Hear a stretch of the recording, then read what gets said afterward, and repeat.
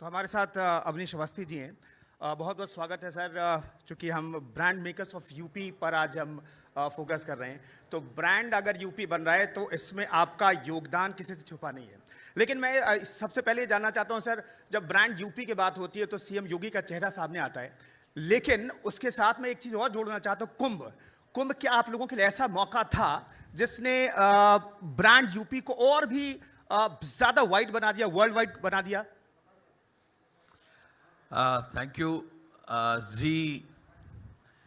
जी brand makers के इस उपलक्ष्य पर जी यूपी उत्तराखंड के मंच पर आज मुझे जी टीवी ने आमंत्रित किया है, तो मैं सर्वप्रथम तो आपका विशेष आभार व्यक्त करना चाहूँगा। माननीय मंत्री जी जो है दानिश जी भी आ गए हैं, मैं उनका भी स्वागत करना चाहूँगा ऑन बिहाफ ऑफ हमारे पर्सनल बिहाफ पर। यहाँ जितने गेस्ट हैं उनका स्वागत करना चाहूँगा।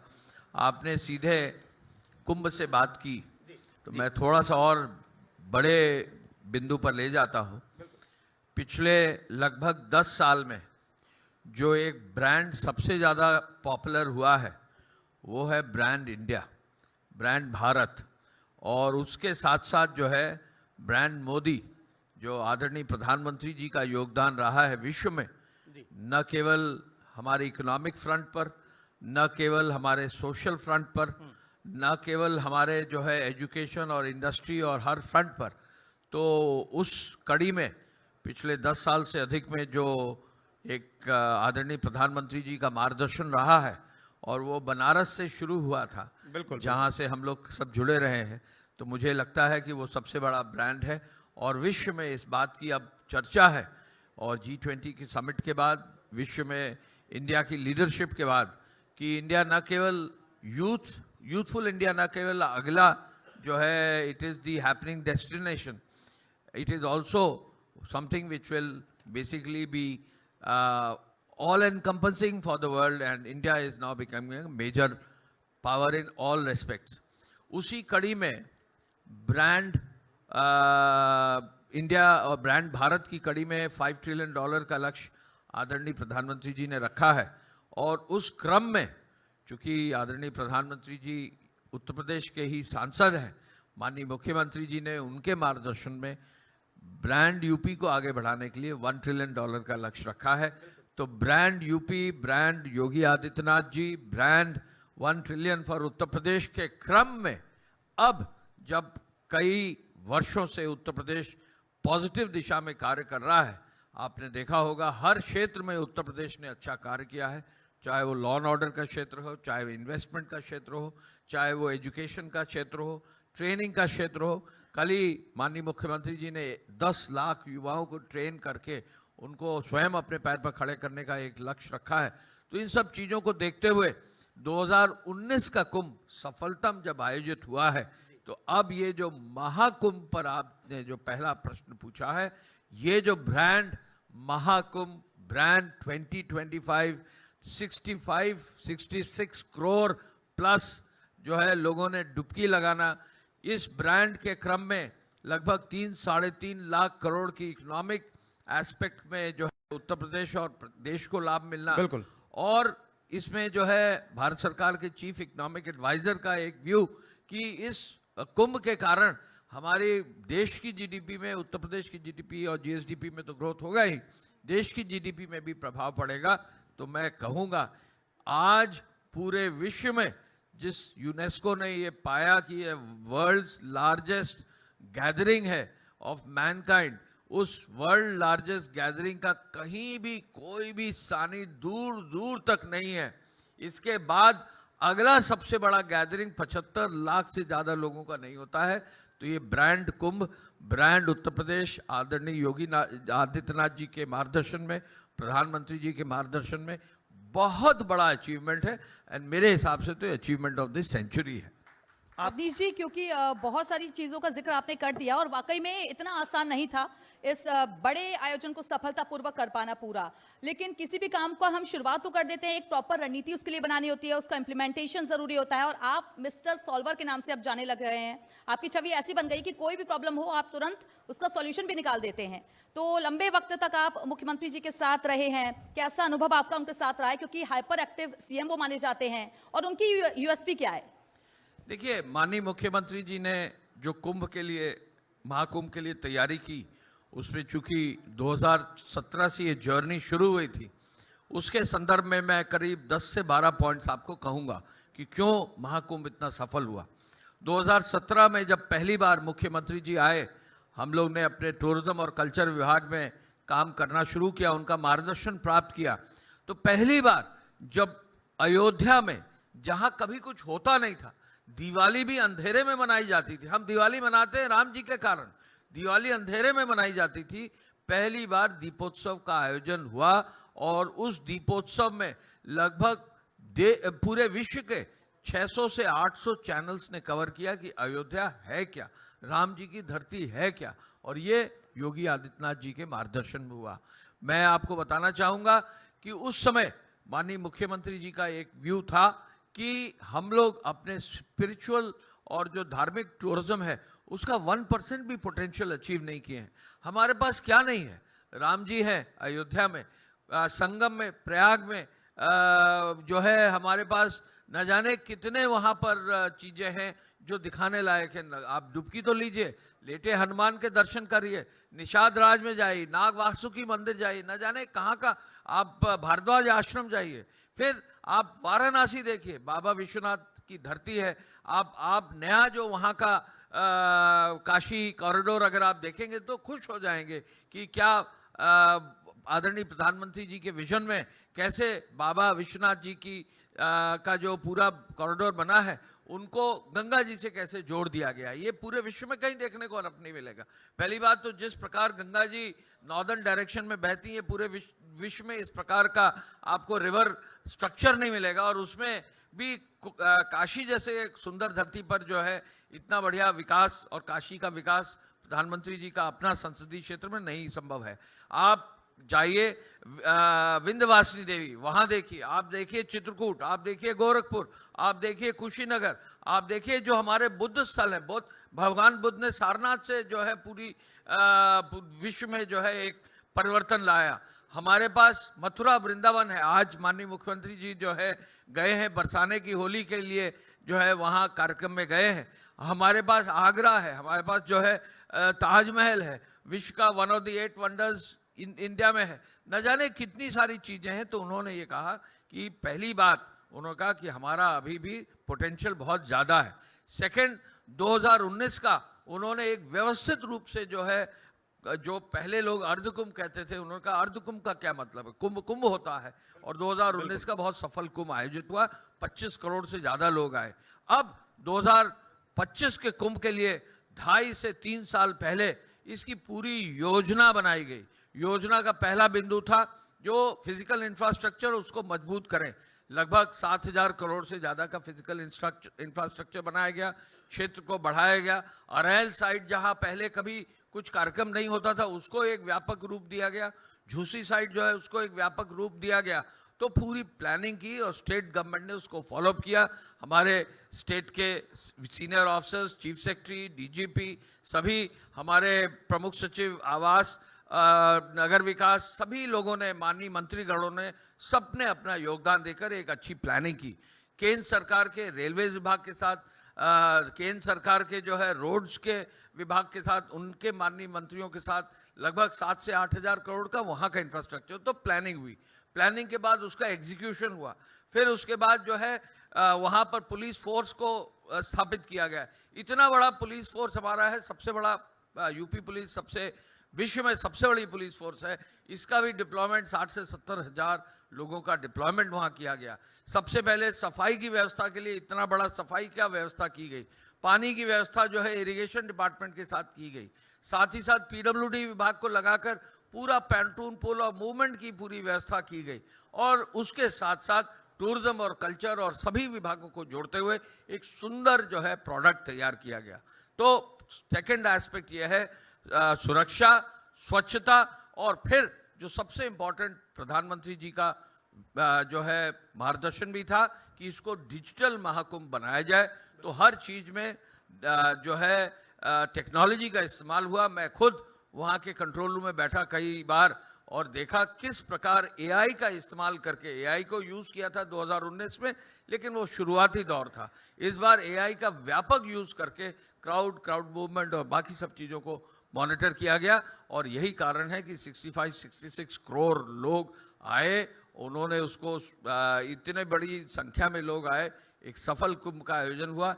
इकोनॉमिक कुंभ भी हुआ, सोशल कुंभ भी हुआ, आध्यात्मिक कुंभ भी हुआ, और जितने भी हमारे धार्मिक लोग हैं उन्होंने भी विश्व भर के लोगों को बुलाकर, मैं ये कह सकता हूँ इतना बड़ा आयोजन कहीं भी विश्व में, पूरे विश्व के देशों से लोग इतनी जगह, इतने लोग एक साथ कभी नहीं आए होंगे। तो ये इंटरनेशनल कुंभ भी हो गया। मॉनेटरी बेनिफिट कुंभ भी इसे कहा जा रहा है, क्योंकि 3.5 लाख करोड़ की इकोनॉमी में बूस्ट मिला है 7,500 करोड़ खर्च करके। सर, मैं ये जानना चाहता हूँ कि आप हालांकि क्रेडिट दूसरों को देने के लिए जाने जाते हैं, आपने एक क्रेडिट नहीं कभी नहीं लेते, लेकिन हम क्रेडिट देना चाहते हैं क्योंकि आपने एक्सप्रेसवे का जो जाल बिछाया आप अपने कार्यकाल में, मैं सिर्फ दर्शकों को ये बताना चाहता हूँ कि रेलवे के जरिए सिर्फ यहाँ पे 5 से 6 करोड़ लोग आए, और बाकी जो 60 करोड़ लोग हैं वो सड़क के रास्ते आए, और सड़क के रास्ते आए तो एक्सप्रेसवे के रास्ते आए। तो एक्सप्रेसवे के निर्माण के लिए आपको जाना जाता है, चाहे बुंदेलखंड एक्सप्रेसवे हो, गोरखपुर लिंक एक्सप्रेसवे हो, और अभी भी एक्सप्रेसवे पर काम चल रहा है। तो थिंक टैंक तो आप हैं, तो एक्सप्रेसवे की सोच और एक्सप्रेसवे का रोल इस सफल कुंभ के लिए कैसा रहा?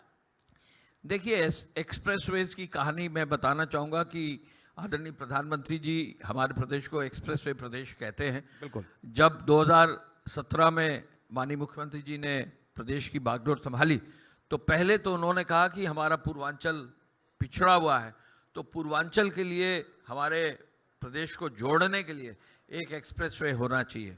और उन्होंने हम लोगों को प्रोत्साहित भी किया, मार्गदर्शन भी दिया, पुश भी किया, और पूर्वांचल एक्सप्रेसवे बना।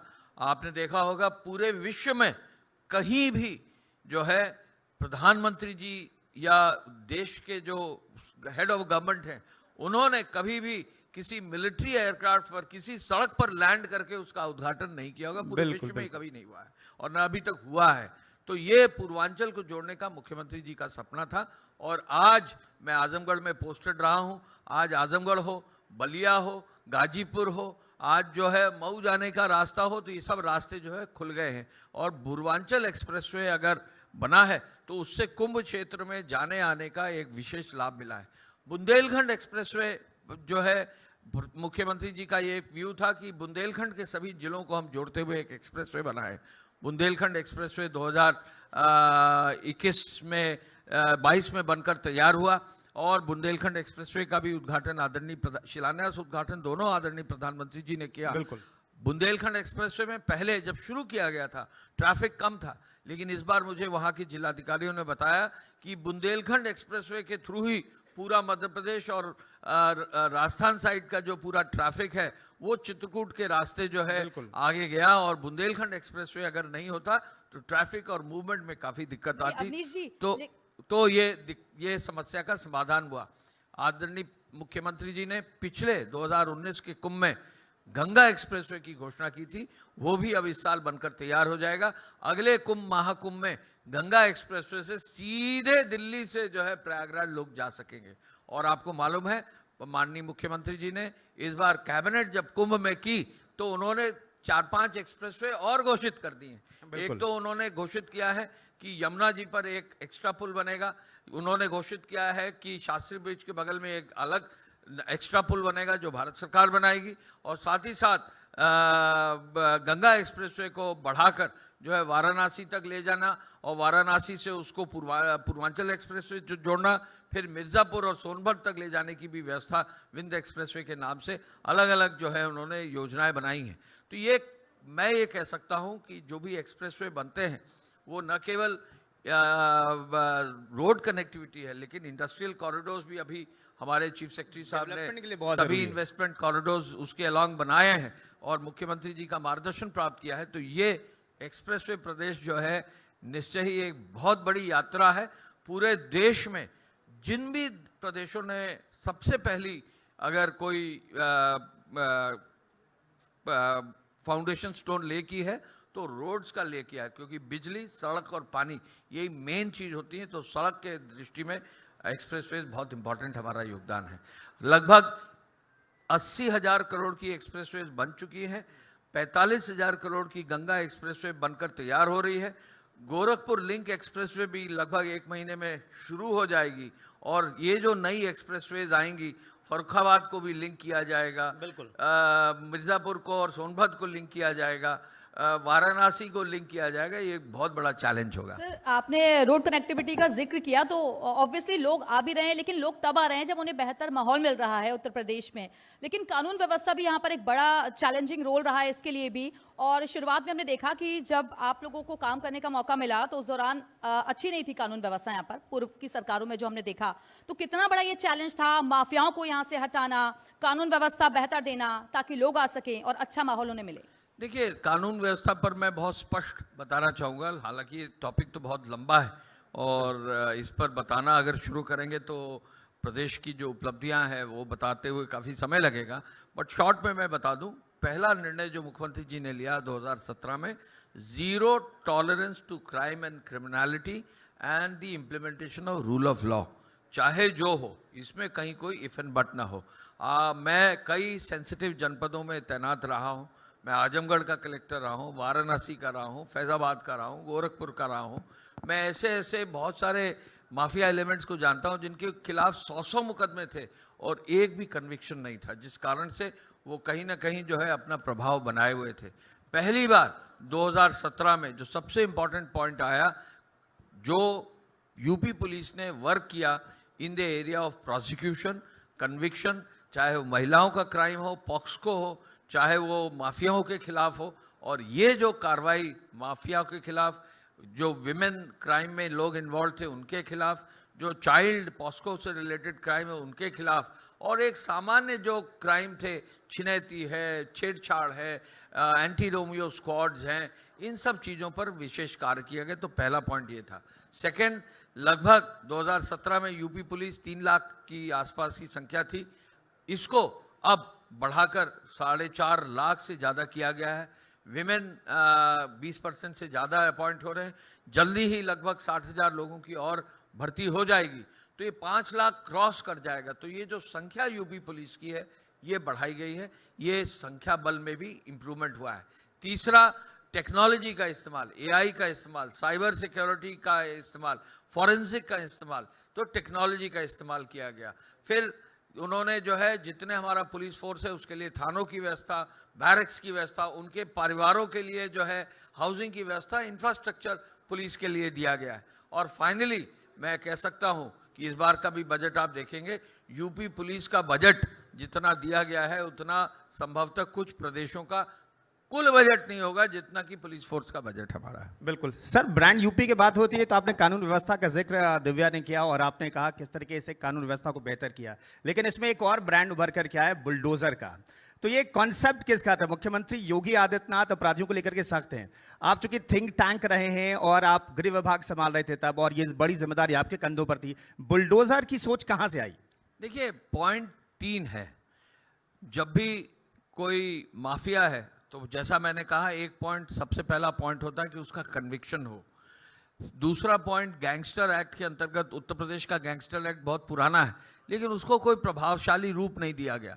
गैंगस्टर एक्ट में पहली बार जिन क्रिमिनल एलिमेंट्स ने जो है गलत तरीके से प्रॉपर्टी अर्जित की, गलत तरीके से जो है आय उनकी हुई और संपत्ति का ग्रोथ हुआ, तो ये जो आर्थिक रूप से उनको कमजोर करने के लिए उनकी संपत्तियों को पहले कुर्क किया गया और फिर उनको जब्त भी किया गया। और गैंगस्टर एक्ट के अंतर्गत 25-30 हजार करोड़ से अधिक बहुत सारे गैंगस्टर्स की संपत्ति जो है कुर्क की गई और वो उस पर कार्रवाई की गई।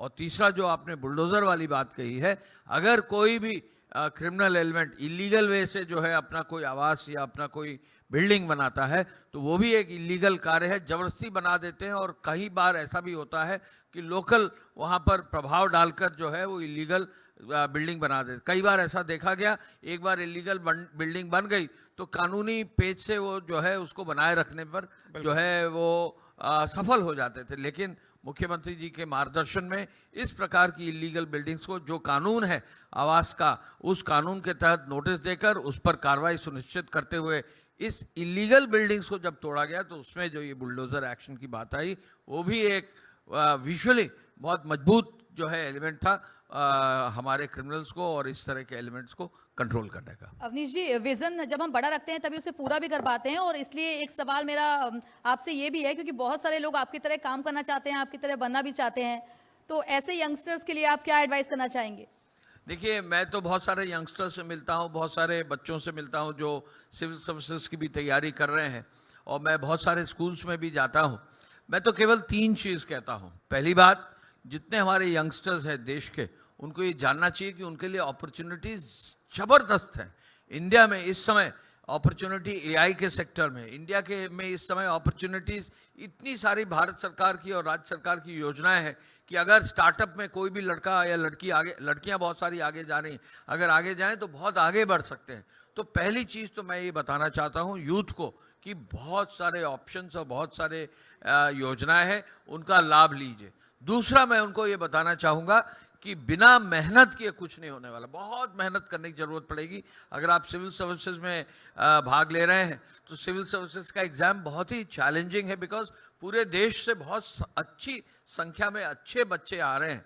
मैं ये केवल कहना चाहूँगा कि अगर आप सिविल सर्विसेज में भाग ले रहे हैं तो 1 या 2 ऑप्शंस और भी लें, क्योंकि अगर 100 लोग तैयारी करते हैं तो हो सकता है 1 या 2 ही पाते हैं जो है वहाँ पर कोई ना कोई पद। तो बाकी लोगों के लिए बेहतर ये होगा कि 1-2 ऑप्शंस और भी रखें, मैनेजमेंट की तरफ भी ऑप्शन रखें, बाकी अच्छी यूनिवर्सिटीज़ में जाकर टीचिंग लाइन में भी जाने की सोच सकते हैं, अच्छे स्टार्टअप्स में जाकर खुद भी अपने पैरों पर खड़ा हो सकते हैं। तो मेहनत की बहुत ज़रूरत है। इस पर बहुत ज़्यादा चर्चा हमारे देश में है कि कितने घंटे काम करना चाहिए। मेरी तो मानना है कि जितने घंटे आप कर सकते हैं आपको काम करना चाहिए। और अगर हमारे बच्चे जो है सोशल मीडिया का कम इस्तेमाल करें, 2-2, 4-4, 6-6 घंटे कुछ बच्चे सोशल मीडिया का यूज़ कर रहे हैं, कम उसका करके अपने पढ़ाई लिखाई, अपने कार्य में, ट्रेनिंग में और अधिक मजबूती से काम करेंगे तो इसका फ़र्क पड़ेगा। किताबें पढ़ें, सोशल मीडिया को लिमिटेड रखें, जितना वो आप उससे लर्न कर सकते हैं। सोशल मीडिया के अलावा इंटरनेट का इस्तेमाल अगर कर रहे हैं तो लर्निंग के लिए करिए, ना कि उसका अनावश्यक समय आपका बर्बाद हो। और तीसरा बिंदु जो मैं यूथ को कहना चाहूँगा कि आप अपने फ्रेंड सर्कल में अच्छे ऐसे लोगों को जोड़िए जिससे कि आप दूसरों को सिखा सकें और आप दूसरों से सीख सकें। अच्छे मित्र रखेंगे तो बहुत आगे बढ़ेंगे। बिल्कुल, बहुत बहुत धन्यवाद अवनीश जी, आप हमारे मंच पर आए, वक्त निकाला, क्योंकि आप बहुत व्यस्त रहते हैं, लेकिन आप आए और यहाँ पर ब्रांड यूपी कैसे बन रहा है, और थिंक टैंक चूंकि आप है तो इसलिए हम आपका शुक्रिया अदा करना चाहते हैं। बहुत बहुत धन्यवाद। Thank you. मैं आपको केवल इतना कहना चाहूँगा, thank you ji for calling me here. हमारा देश का, प्रदेश का जो है आगे बढ़ने का प्रण हमारे आदरणीय प्रधानमंत्री जी ने, माननीय मुख्यमंत्री जी ने उठा रखा है। हम लोग जितने भी citizens of the state and country हैं, हम लोग जहां भी हो, जिस भी रूप में, हमें पूरी मेहनत करनी चाहिए। धन्यवाद। धन्यवाद सर। सर हमारे साथ